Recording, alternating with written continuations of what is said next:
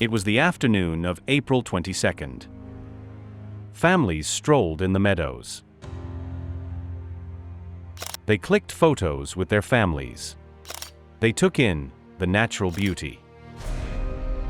After all, this was Kashmir's own mini Switzerland, the Baisaran Valley in Pahalgam.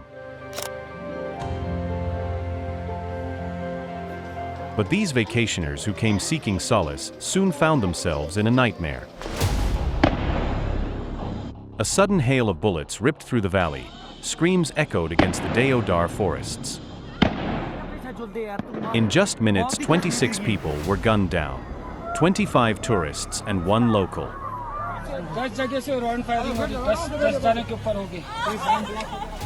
Blood pooled where picnics were planned.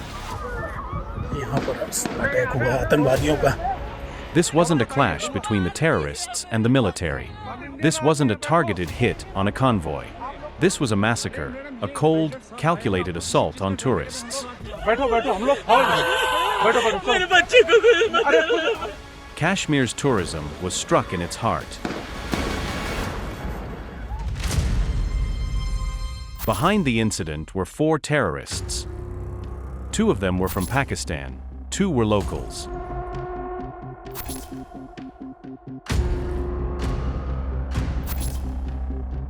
The message was clear and chilling. Pakistan's shadow of terror was looming again, and fits into a long, bloody history. A pattern of violence that has time and again bled India. The names of the cities change: Mumbai, Delhi, Pulwama. But the fingerprints are depressingly familiar.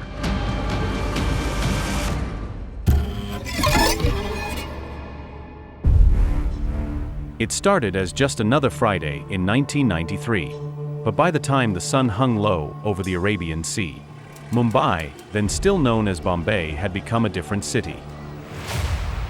In just over 2 hours, the unthinkable unfolded. 13 bombs ripped through landmarks that had long defined Bombay. The first blast hit the beating heart of Mumbai's economy, the Bombay Stock Exchange. Within minutes, it was clear this was no accident. One after another, bombs tore through multiple buildings.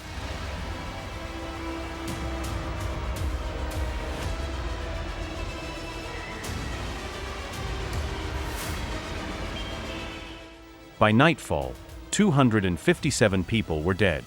Over 700 more were injured. For a city that had lived through most things, this was something different. This was an act of war from within. The attacks were allegedly orchestrated by Dawood Ibrahim, the leader of the Mumbai-based international crime syndicate D Company. Key figures involved included Tiger Maimon and Mohammed Dasa. It was later revealed that the planning received support from Pakistan's intelligence agency, the ISI. Tiger Maimon is still believed to be residing in Pakistan.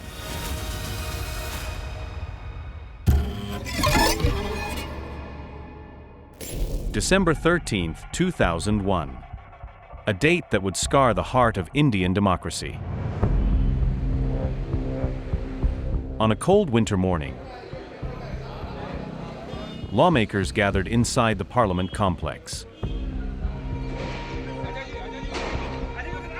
That's when 5 terrorists breached security and launched an attack. At the time, over 100 ministers and MPs were present inside the Parliament. But this wasn't just an assault on lawmakers. It was an assault on the very symbol of India's republic. In a matter of minutes, 8 security personnel and a gardener were killed. The attackers were killed before they could reach the chambers. But the message was clear. No place was beyond their reach. Behind the attack was Pakistani terror group Jaish-e-Mohammed.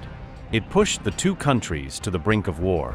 Nearly 1 million troops mobilized along the border. Muhammad Afzal Guru was one of the 2 men accused of planning the attack. He was tried and convicted. After 11 years on death row, Afzal Guru was hanged inside Delhi's Tihar jail.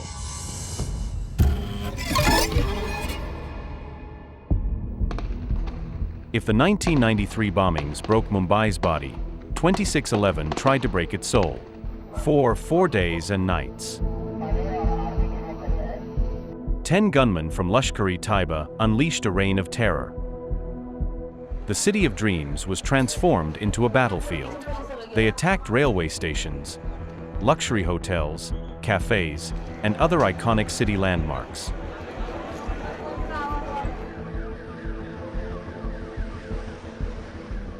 "175 people were killed when it was all over. Hundreds were scarred forever, their lives altered.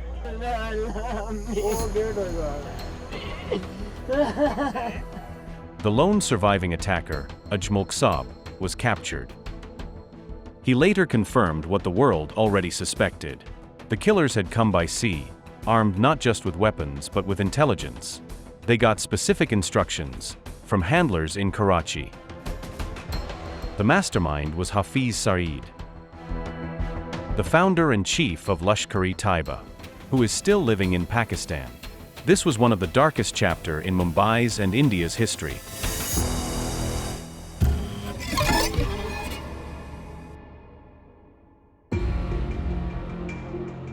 In December 2015, Indian Prime Minister Narendra Modi landed in Lahore for a surprise visit. It coincided with then Pakistan Prime Minister Nawaz Sharif's birthday. The visit was a sign of warming relations. But just days after extending an olive branch, India was met with a dagger. On January 2, 2016, 4 to 6 heavily armed Jaish-e-Mohammed terrorists infiltrated the Pathankot Air Force Station. For 17 hours, gunfire and explosions echoed across the base. 7 Indian soldiers were killed. The ink wasn't even dry on calls for diplomacy before it was washed away in blood.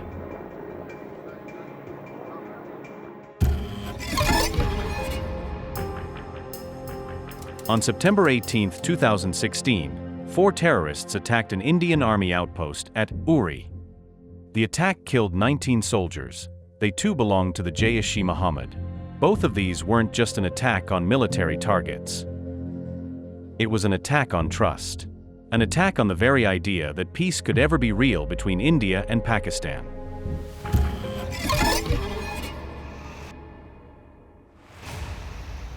On February 14, 2019, a convoy of vehicles carrying Indian Army personnel was traveling in Pulwama. It was attacked by a lone Jaish-e-Mohammed terrorist. He was driving an SUV packed with nearly 80 kilograms of explosives. He slammed into a convoy of CRPF buses, carrying men who were simply on their way to serve. In an instant, 40 lives were lost. It was the deadliest terror attack on Indian security forces in more than 3 decades. And it wasn't random. It was a calculated attack. Pakistan, as it had in the past, responded with predictable denials. But the patience in New Delhi had finally run out.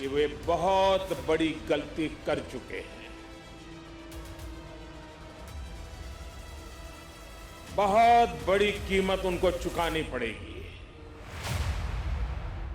2 weeks later, India responded not with words, but with action. In the dead of the night, Indian Air Force jets crossed the line of control and struck deep inside Pakistan, targeting Jaish-e-Mohammed's largest training camp in Balakot. This is the cycle India has been trapped in for decades. The targets shift, the methods evolve, but the architects of terror remain the same.